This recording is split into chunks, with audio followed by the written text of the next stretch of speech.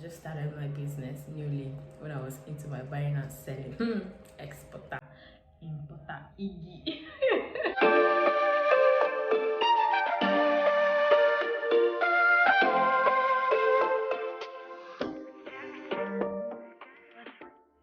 Hi guys, welcome back to another vlog. If this is your first time here, my name is Eglah Danladi, and please, I hope you stay. You should stay, and please click the subscribe button and join the fam. You should really stay, guys. And if you're a returning subscriber, hello love, welcome back to another vlog. Okay, so today is story time. All of you that like story, all of you that like gist, this one is actually for you guys. The story I want to give today is based on my experience, not anyone else's. This story comprises of series, but I am going to try my best to make this video as short as possible because I really don't want to have lots of long videos on my YouTube channel.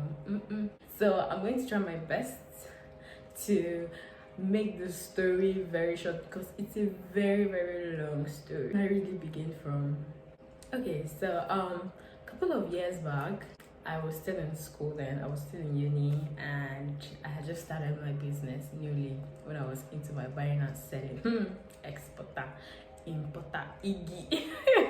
When I was in uni, I was into business. I was buying and selling stuffs like bags, shoes, sneakers, heels, like all of that buying and selling. Yeah, so I was really into that kind of line of business, and it was really cool. I really loved it. I got to meet lots of people, you know.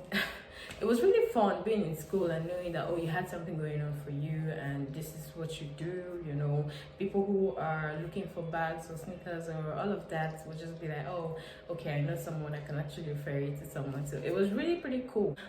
I just started business, so I think I was not even up to 5 months. I'm not sure, I don't remember, but I sure wasn't up to a year when I started the business, guys. So something happened. My supplier was in Lagos and she's actually my friend. We're still friends. I would just like send her money and tell her the items I need, so she would just send them down to Abuja, Peace Park to be precise. This day she sent my goods. I couldn't meet up to the initial date the goods had arrived because he sent me a message that my parcel had arrived. I should come pick it up. So I couldn't go that day because I was really busy in school, and it's not like my school was close to Abuja. No, my school was like roughly 2 to 3 hours drive depending on the traffic on the road before you get into Abuja. I decided to go on a weekend. I wanted to pick up my goods at Peace Park. So if you're coming from Nyanya Maraba axis and you're going to town, you know that you can either use the let's say area 1 or Beggar before you get to Utako, because Peace Park is at that day. I don't know, I couldn't get a Beggar bus. Then guys, there was nothing like Uber or boat then. There was nothing like that then. You either use Along or use a bus. Then now, so I was just like managing my life, and since I didn't get a car going to Beggar because I was supposed to get to Beggar first, you cannot get a direct car from maybe Nyanya or Maraba to Utako. It's not possible. You have to like kind of like cut. You have to, what did I do? I said take area 1 instead. What's area 1? You know, before that bridge, that roundabout, that is like their last bus stop. They don't really get there because of police then, you know, and then all these agro, like if you're in Abuja, you know, and you use Along then, or I don't know, still now, if you use Along, you know that this is a very serious problem for these guys. We didn't really get to the roundabout, the bridge, so they dropped us before the bridge because I took a coastal bus instead. I didn't get, like, cars were really hard that weekend. I don't know why. You will not get a car going to Beggar, and even when you get, like, you will not get a small car, and it's just coaster, and you know coaster takes a longer time to get filled up because they want their bus to get filled up before you guys can, you don't have a very straight or smooth journey. It was quite a struggle. I think I spent like almost 2 hours just going to area 1 though, and then they dropped us just before the area 1 bridge roundabout. So I started walking into the roundabout where you can get cars. So before I got there, there were these cars that were passing, and then they would just be like Utako, Life Camp, and all of that, because it's the same routes, Utako, Jabi, Life Camp. So I was like, okay, fine, Utako. And there was nobody in the car. I sat in front, said the journey. So on our way, he was supposed to stop by that roundabout, because I mean, when you move further, you'll definitely get passengers, clients, customers, whatever. I don't know, get people who are going the same way. So maybe you shouted, you screamed it. This driver wasn't doing that. The driver was not doing any of this. So, and I was sitting in front. So this is what happened. We actually passed Area 1 a bit, where I can't remember, because it's been a while. This is, I'm telling you, I think I was in my second year in school. Yeah, second year in school, if I'm not mistaken. Guys, okay, so this guy saw another guy who was standing by the roadside, and then he stopped. And then he took the guy. It wasn't even up to 15 minutes. This guy said he wanted to drop, and then he dropped, and then he now gave him a different currency. I don't know if it was dollar, pounds, or whatever. I can't remember. So he dropped him off. See me see acting, actor like me. The driver was like, sister, see this man give me dollar. And I was like, call him now. So he called him back, and then he was like, you gave me a different currency, we use naira here. And the guy was like, oh, he doesn't know. He started speaking one kind of accent for me, like, so he was like, okay, that he doesn't know that they don't use this currency here. Is there anywhere he can change? And then the driver was like, okay, fine, he can actually take him to where they can change. And then he asked him how much his money was, and then he said his money is 100 naira. And he was like, okay, fine. He took him. These people decided to take me round Abuja. During the course of the journey, the guy started like saying thank you so much for being kind enough, and realizing that okay, you guys don't use this currency in this country, and you stopping and telling me thank you so much for even taking me to where I'll change. I didn't say anything. Next thing, the guy, because he sat behind, and next thing the guy was like, sister, is like you have lots of problems. I'm like, what's that supposed to mean? And he's like, things, or he has seen that I am disturbed in my spirit, blah blah blah blah blah. And then I had some kind of family issues. Then my elder sister was sick, like she was really sick for some time, for a very long time. God bless her soul. Yeah, because she's late now. So I was just in my mind, I was like, if this guy mentions my sister, then truly he sees. But if he doesn't mention her, any other thing he wants to tell me, because these people will just be like, oh, there's this your grandmother, or there's this wicked auntie or uncle that is doing. I will not believe that crap. I'm sorry. If you tell me the current situation, like something I'm actually going through at the moment, I might believe you, because we live in Nigeria and we live in a very wicked world. So you really need to be careful. I'm saying a lot of things, that there's an old woman in my family. She doesn't want us to progress. Many things of her, like a lot of things. And then I asked the driver, I thought you were taking this guy to where he wants to change his money, because you are passing where I am going to, and you're making my journey more difficult. This is not where I'm going to, so please, if possible, just drop me off where I'm going to, then you people can sort yourselves out. And he was like, no, that there's something going on. They literally took me around Abuja. At some point I started feeling like, okay, I really want to give this guy a chance and believe what he's saying. But something in my spirit, I have a very strong spirit. You know, when you are a Jesus baby, Jesus come through for you anytime, any day. So something in my spirit kept on resisting it. You resist this is not real, this is not true. I just kept on resisting that spirit. I wanted to accept him. And the next thing he said, I should give him my palm if I doubt him. Like I don't even know if you exist. So, and it was really scary, guys. The driver was like, just show him your palm, just show him your palm. And then I just like, okay. Next thing, he was like, I should turn my palm. I don't know what he did.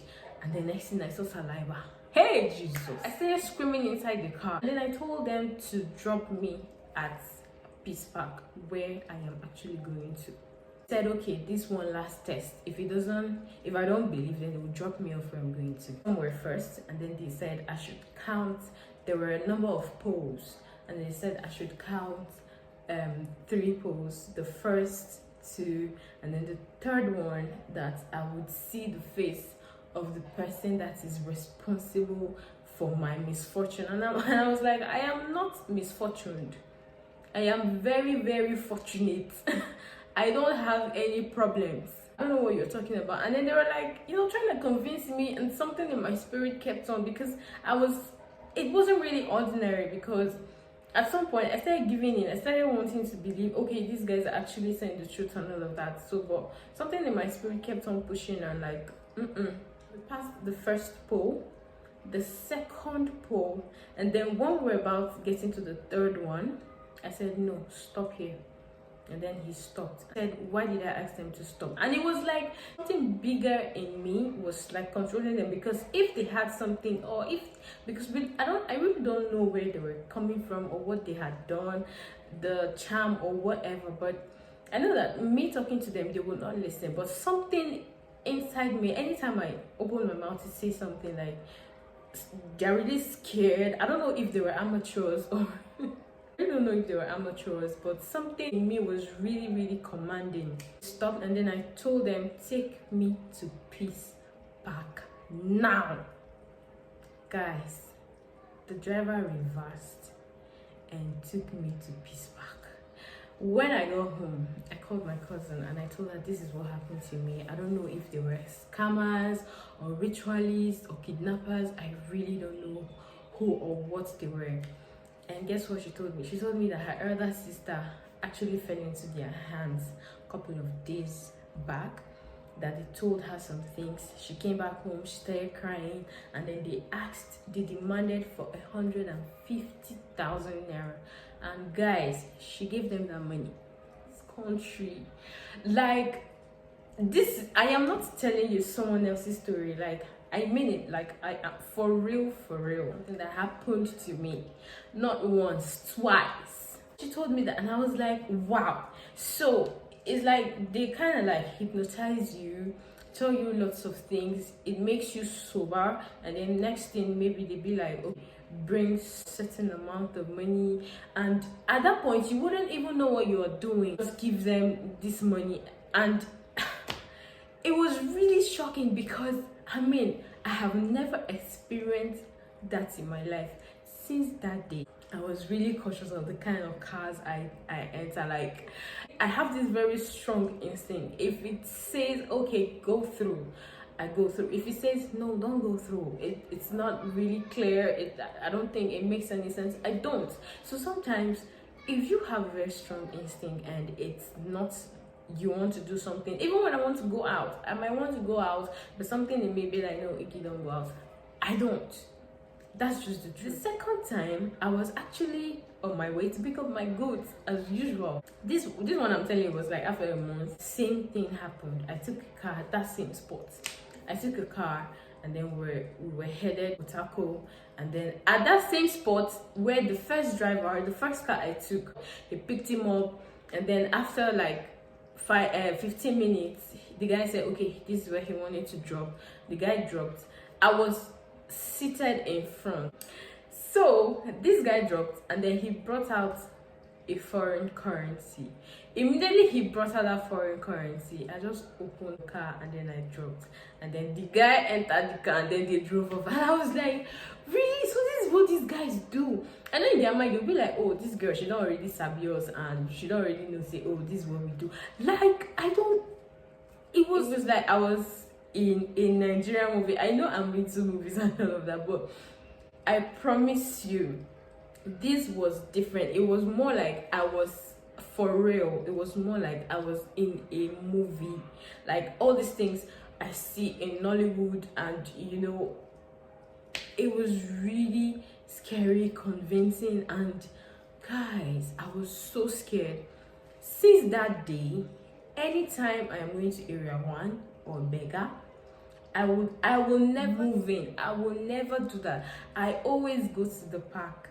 And then God now decided to save the day. He brought boats and Uber. Since then, I have been taking Uber, taking boats. Guys, like, I mean this. I honestly don't, till today, I don't know if they were kidnappers, scammers, but I want to categorize them under scammers because they hypnotize you and you end up giving them money.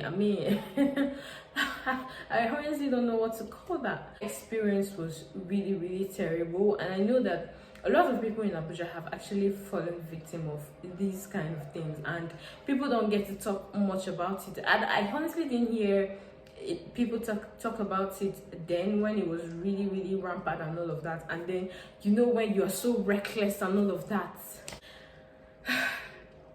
it was bad. This one I'm telling you guys was not so long. I think maybe 2020 or 2020, yeah, actually 2020. So a friend invited me for her birthday party. I was still staying with my parents then. So a friend invited me for a birthday party. Yeah, my house is kind of like far from town. My parents' house is not really inside town like. So I was leaving my parents' house to this birthday party. Was going to be like, let's say, an hour, depending on traffic. Yeah, always depending on traffic. My house, and then I told my mom that, oh, okay, I was going out and I might stay out late. Okay, where am I going to? And then I told her I was going for a birthday party. Ordered for boats. The boats guy came, and then he took me, and then I told him where I was going to. Because of this journey. And guys, the thing there is that I know this place is like, I know the route, the road. I was like, was it like, oh, I'm Google Map even, like, because this is my girlfriend, I always go to her house and all of that, so I was really, really familiar with the road and all of that. So, and it was not really that late, like, it was really getting dark, because I think I left my house around past 5 p.m. way to a birthday party. So guys, during the course of our trip, this guy changed routes and I didn't understand. Immediately I shared my live location with a friend. Guys, especially girls, if you're going somewhere you are not sure, you do not know, always share your live location, especially now that things are really happening. You share your live location with someone, a friend, I don't know, anyone you feel comfortable with, the live location with these people, because it's really, really important. So I immediately shared my live location with a friend because I really didn't understand what was going on. And then I asked the guy, why is he taking this route? And he said, oh, the other road is bad. I know that road is not bad. And then he was like, and then next thing he said, oh, he's not really familiar with that road. He actually knows this one. And that road is like a lonely lane. You understand? It's like a lonely lane. Anything can actually happen. So something in my spirit kept on insisting that I should stop. But you know, when you have coconut head, like, you are very, very stubborn. I don't know, I honestly don't know. I was seated in front and his phone was, you know, in front of me, because he was like kind of like looking at the route and all of that, because I think he was using Google Map or so. So next thing, he got a call. Like, there was this person that kept on calling him and asking him where he was. But when we started the journey, he was ignoring the call. He kept on ignoring the call and all of that. So, and then next thing, the person called him, and then he finally, because, okay, I became so uncomfortable with the call. So I was like, okay, please take this call. And then he did. And no, at first he was like, Madam, I beg, don't worry about this call. You honestly don't want to know what's going on. I'm like, I'm really worried. This person has been calling you, and we are in the middle of a trip. So I think it's only wise and best that you take this call. And sometimes it's really good you allow them to take these calls. Do you understand? Because so he took the call, and the next thing he was like, hey, no worry, I dey carry am come. We don't near. The call, and then I was like, sorry, I heard your conversation. You don't hear where. I was like, oh no, it's nothing. That I was like, Oga, who are you? What do you do? Are you not boat? He was like, he's boat now. And I was like, Oga, stop this car, else I am going to break your window glass. Stop this car. And then he was like, Madam, we don't near. I said, near where? This is not where to. You're bringing me to a different location, and you just received the call, and you're like, we don't near. I carry am home. And the next thing I'm asking you where you're taking me to, and you are not even answering me. He started saying, no, and then immediately I called someone, and I told him I have a brother who is a soldier. And yes, I actually have a brother. I have a cousin who is actually in the army. Guys, I don't like soldiers. to be honest, I don't like. I'm always really scared of them. You know. And he was like, okay. And he doesn't want problem. Please, I should drop. I should order another boat. And I was like, you be boat, Abi, you know be boat. And he was like, he started pleading with me that please. I told him that if he doesn't tell me what was happening, my brother is already on his way here, and it's going to be really, really bad for him if he doesn't tell me. If he tells me, I can at least let him go, but it will be very bad if my brother comes here and find out himself. So this guy started pleading. He said, like, this thing inside me, let me just chip in something. It's good to serve God genuinely, because when you're in trouble and you call upon his name, he's going to be there for you. Before we started that trip, I had this, I don't know, there was just this dark clouds, like there was just something not right about that trip, and it was really, really strong in my spirit. But like I said, you know, when you have coconut head, and it's not good to have coconut head, like I'm really trying so hard to be somebody who aligns with their spirit and, you know, like listen, obey. Not that I am a disobedient girl, guys. I am really, really obedient, and I listen. I'm trying to be be very attentive, and, you know, listen to instincts and what my spirit is telling me at the same time. So it was really like, because I was not in any position to tell that guy to tell me what was going on, and the truth is that he wouldn't have even said a word to me. But I just feel like there was this thing inside of me that anytime I open my mouth to say something or ask him anything, he ends up spilling. And then he was like, okay, that he actually had a deal with some men that actually promised him a certain amount of money to bring someone. How God saved me. I had to report the case to the police. The guy confessed. I really don't know what happened, because I told him I didn't want to get involved. Like, what would I have told my mom? What would I have told my parents? The story I just told you guys is true, because it actually happened to me.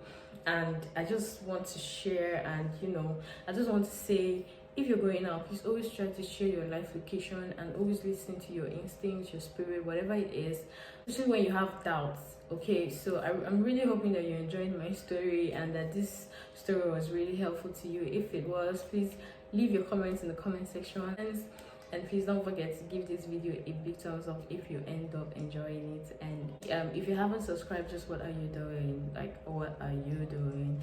Please click on the subscribe button, subscribe, join the fam. Let us get to 1K subs. So that'll be that, guys. I will see you in my next video.